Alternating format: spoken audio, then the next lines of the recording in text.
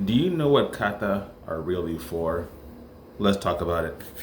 Hey everybody, this is Sensei Anthony with the Real Karate Podcast. Thank you for listening. Now, the one thing I hear quite frequently in the martial arts world is twofold. Either kata are great and the essence of true karate, or they're a waste of time that don't teach any applicable fighting skills. Now, there's a lot of ways to look at this.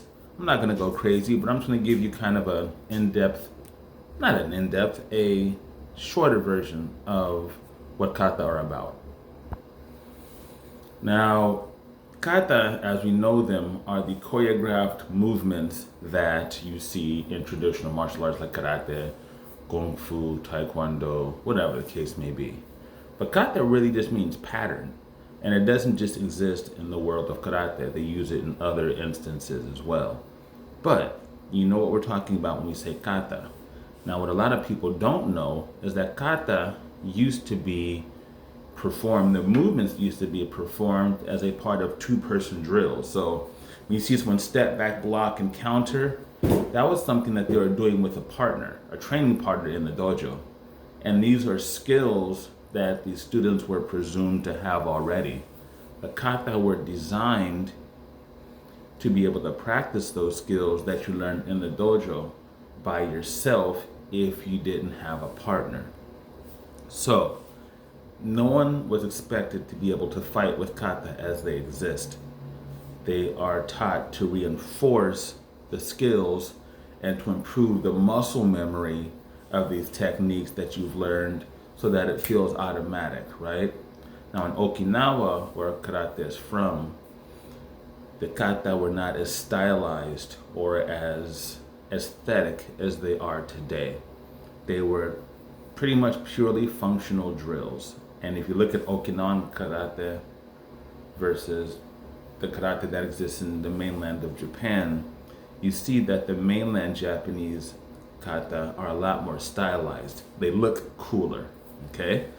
But they don't exactly have the same self-defense value as the Okinawan kata do. And that's because the Japanese on the mainland have a huge belief in aesthetic perfection and aesthetic presentation, more so than the Okinawans.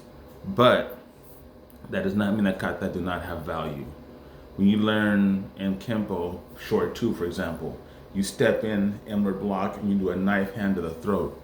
That is a very realistic and a very practical technique. Now, you're not doing it from a deep horse stance with one hand on your waist, but it's a very simple technique to use. And if you've done these techniques enough, your body will respond a certain way automatically.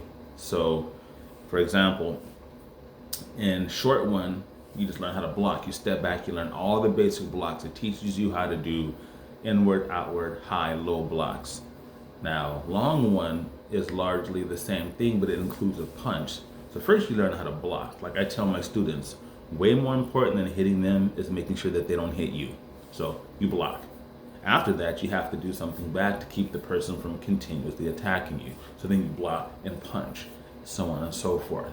So for you people out there like MMA fighters, Muay Thai boxers that say that kata don't have value, you're wrong.